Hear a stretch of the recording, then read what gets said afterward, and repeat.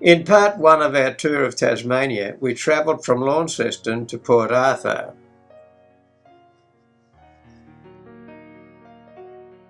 This time we spent some time in Hobart and then moved across the island from Hobart in the south to Queenstown on the west coast. We spent 2 nights in the motel units of the Rest Point Hotel, our room overlooking a small sunken garden across from the casino building. Our first day in Hobart was fine and warm and taken up with the various tourist spots. Early that morning we visited Mount Nelson signal station for a quick look and photograph across the city and the Derwent River. The Mount Nelson signal station was built in 1811 to sight boats entering the port of Hobart. It was named after His Majesty's brigantine, Lady Nelson, although the place was originally called Nelson's Hill by Captain William Bligh in 1792 in honour of David Nelson, a botanist on the Bounty. In the time of the penal settlement, the mast here was extended in height to allow for signalling to and from Port Arthur by semaphore.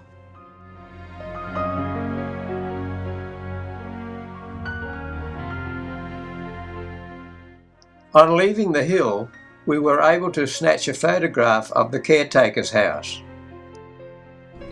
We then returned down Nelson Road, joining peak hour traffic. Nelson Road is famous for its bends, 7 of which are very sharp. It is one of the oldest thoroughfares in Hobart. Very soon we arrived at Cadbury's chocolate factory. On our arrival we were invited to watch a small demonstration of the making of chocolate. Then we were shown to a small theatre to learn some history of this company. He began experimenting with what he called balanced cocoas. It's in your mouth. So, don't worry about the smaller blocks. Get the big 400 gram block or a 200 gram block of dairy milk. You take somebody with you, you get them to help you eat it in the last 5 minutes. Afterwards, there was an opportunity to taste some of the ingredients that are mixed to make the chocolate.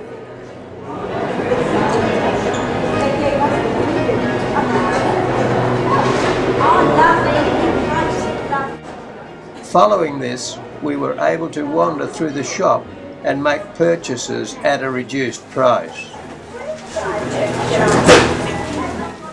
For health and safety reasons, Cadbury's no longer allow visitors to go through the factory, so we could not get a first-hand look at the process of manufacture.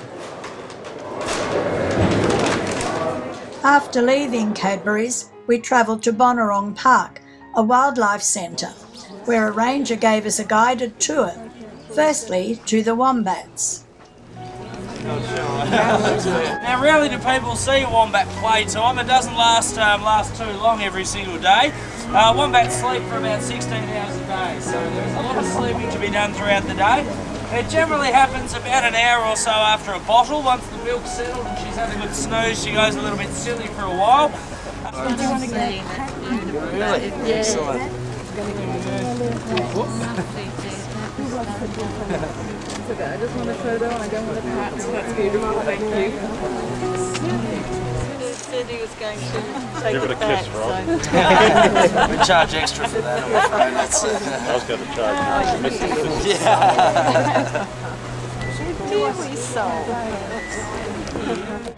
And then past some Cape Barren geese and onto the Tasmanian devils. And then you get malicious animals, and those things are completely different. Okay, just because an animal is wild and solitary, that means that they will defend everything. Okay, they'll defend their homes, they won't share their food, there's all sorts of things. However, that does not make them a malicious animal. Okay, now that can be shown quite clearly by a devil fight. It is absolutely amazing, the jaws. They are about just shy of a tonne of pressure per cubic inch in those jaws. So So you're looking at about 6 times an American pit bull, to give you an idea. And they are the strongest jawed animal in the world compared to body size. Before we give them a little snack. Oh, is that what you got to say, young lady? Yeah, I get it. Okay, I get it.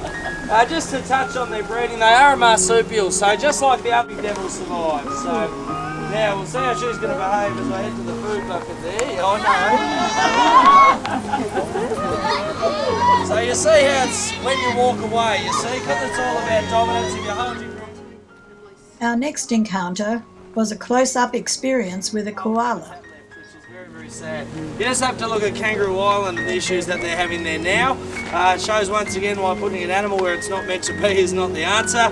But look, it's not a quick solution for the koalas. And look, one of the reasons I really like having these guys here is look to educate things like school kids. You know, what an example of where we've gone horribly wrong right here. We were then given some free time to wander around and feed the kangaroos and wallabies, one of which held my hand as I tried with difficulty to get a photo of it.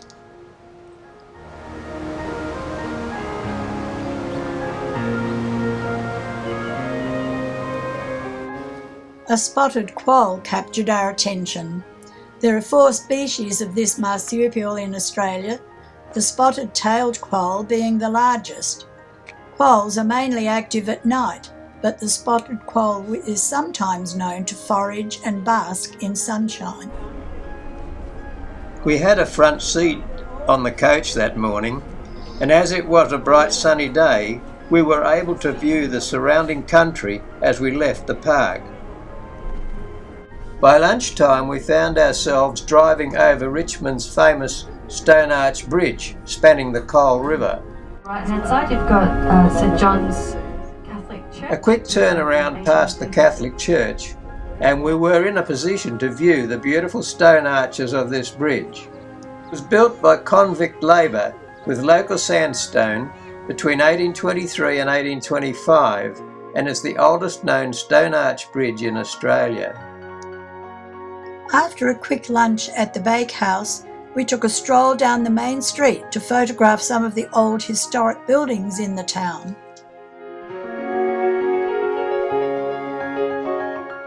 The historic Congregational Church is the only Congregational church in Tasmania and the oldest one in Australia.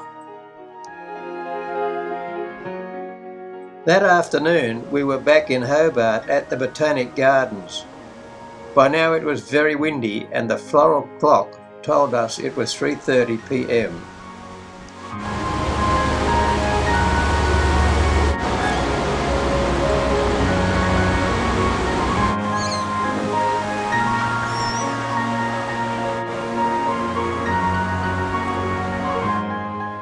Our day ended with a walking tour around the heritage buildings in Battery Point, ending in Salamanca Place. This tour started at St George's Anglican Church, and our guide Elizabeth pointed out much of the history and drew attention to the various forms of architecture created in this heritage area.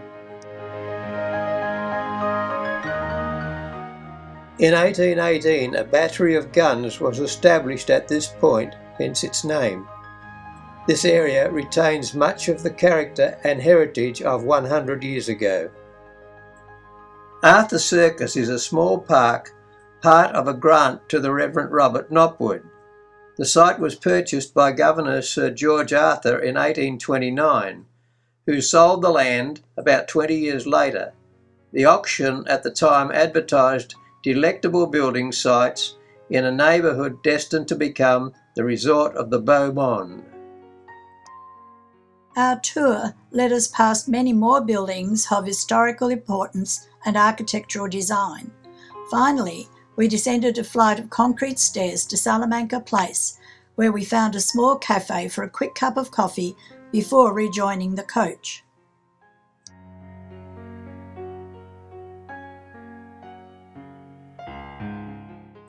Next morning we left our hotel at 8 o'clock and drove through New Norfolk and Busby Park, past many farming and hop growing areas.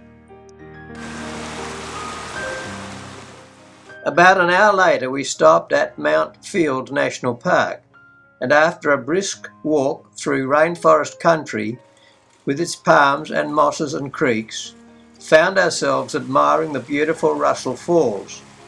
Photos do not do justice to the sheer majesty of this place. Discovered in about 1856, the falls were originally named the Browning Falls after their discoverer.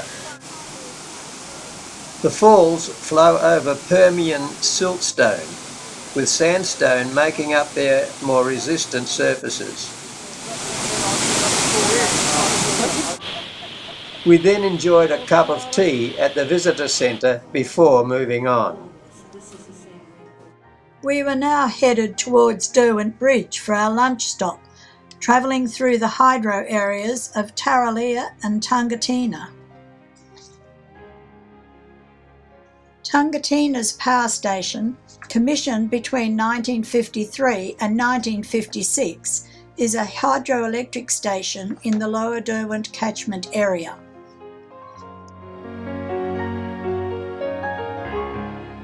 Our next major stop was Lake St Clair. The weather was erratic with patches of sunshine, but mostly cloud cover. It was also very windy.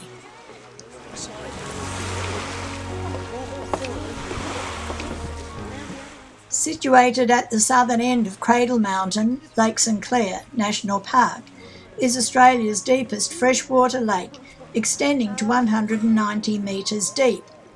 It is reputed to have been scooped out during several glaciations over a period of 2 million years. We were now cold and wet, so we took advantage of the warmth of the interior of the visitor centre with its slow combustion fire. The walls of the building were high and covered with numerous photos and artefacts. Other displays decorated the interior of the building, so quite some time was spent in the comfort of this place.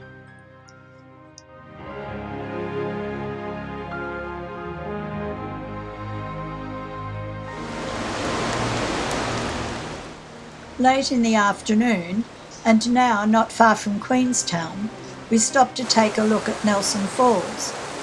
It meant a brisk walk on the boardwalk through the rainforest. After watching these falls drop some 30 metres down the rock face, we returned to the coach for the drive into Queenstown.